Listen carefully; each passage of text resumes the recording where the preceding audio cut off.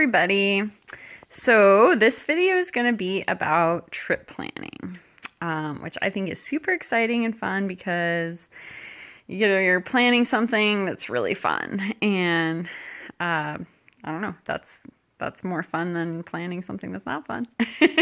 Anyways, so when Dr. Park and I were talking about what I could do to help this class and kind of like share my knowledge with you guys, we came up with the idea to I can go ahead and plan a trip and go ahead and do it. So I think this weekend I'm going to go do a trip, and then I can just kind of give these little tutorial videos on every step of that process. So the very first step is planning the trip, and that starts with just a little idea, like, where do I want to go? Do I have a weekend off? Do I have some time? Or is there some big trip I want to do, and then I need to plan it and then find the time for that trip? And that's going to determine what size trip you can do, and a bunch of other things. So that's the first thing. Like, for instance, for this trip, I have a weekend off.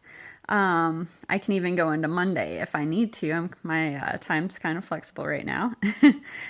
So there's a few things that I, and you as well, if you're planning your own trip, would need to consider before starting out on your journey. So the first thing is, what do you want to do? Where do you want to go? So if you want to bike pack or backpack or go to national parks and car camp or do a paddle trip, what do you want to do? And then think about, are you going to be able to get the gear you need? And also, what are your personal limitations, experience-wise, physical-wise? And try and be honest with yourself. You don't want to plan some super crazy adventure that you're not quite ready for. It's good to especially when you're first starting out, to start small. You maybe want to just plan overnight car camping trip, or maybe a one night backpacking if you've never gone camping before, or if you've gone camping some but have never gone backpacking, then maybe go backpacking, but start out doing a couple miles, or maybe even 4 or 5 miles, and keep it small, keep it local, so you have more of a backup and more of a buffer. If something goes wrong and you're close to home, you can always just go home, or you can just call up one of your friends to come pick you up or something. Whereas if you plan your first trip to be across the country, somewhere where you don't know and you're unfamiliar with who's there and everything, then that's a little bit less of a buffer for if you're first starting out. So those are things to consider. And then it's kind of, where are you going to go? And for that, I like to use a few different apps.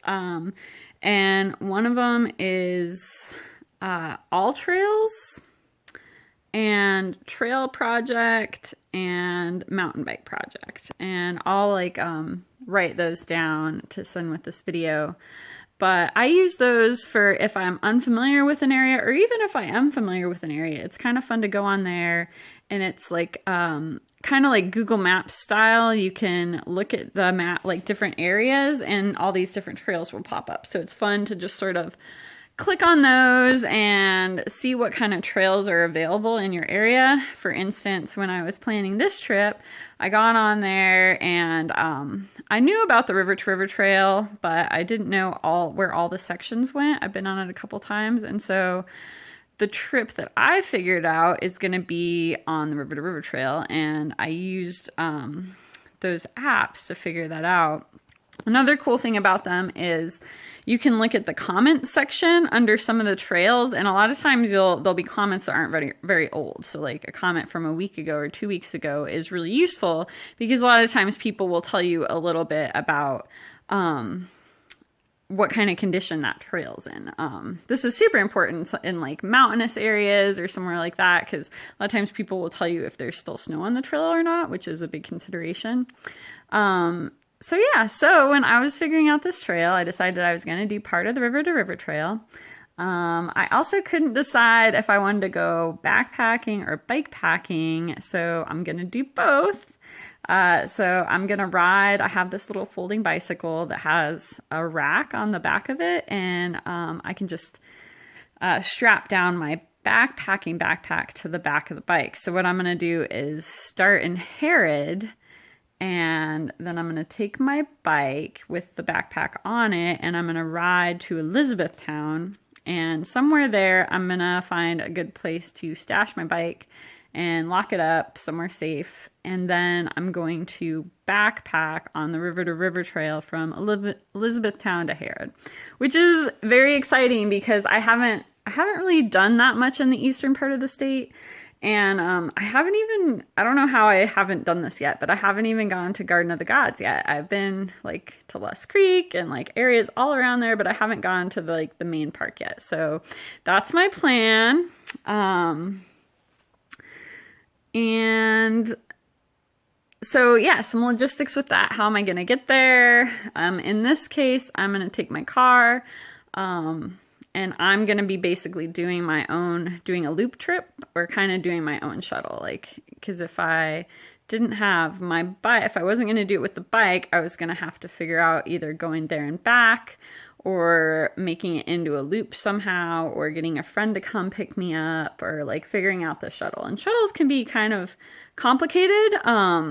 Sometimes there's shuttle services you can use. You're not always going to be close enough to where your friends, or you probably won't always be close enough to where your friends can pick you up. So sometimes you can do something like Uber if that's feasible, or taking a train and, doing it that way. So those are logistics that you have to figure out. And that's all part of the planning process and the research process.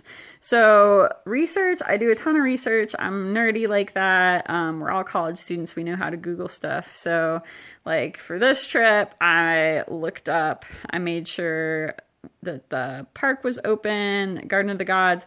From what I can figure out, it's open, or it's not.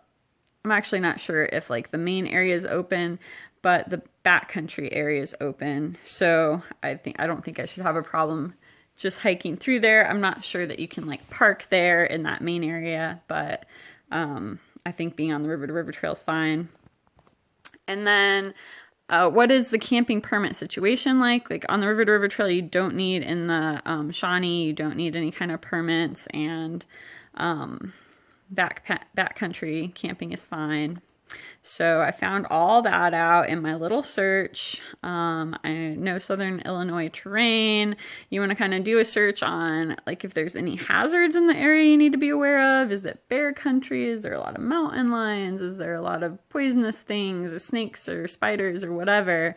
So do your research, figure stuff out. Sometimes you can go to hiking groups or different Facebook groups of the area you're going to, and maybe send out a message hey, any local information on this spot. People are usually willing to help. Take any information people give you with a grain of salt. Not everyone knows what they're talking about, but you can gain a lot of useful information that way. I'm just looking at my notes, see if there's anything else. So yeah, I think that's it. So I've done my trip planning. I know where I'm going to go. I haven't completely decided on the exact days yet because of weather. I know it's supposed to rain in the next few days. But I'm excited. So I'm going to be doing some more videos on what kind of tents I'm going to bring and meal prep and all that stuff. So stay tuned. And I'm excited. Bye.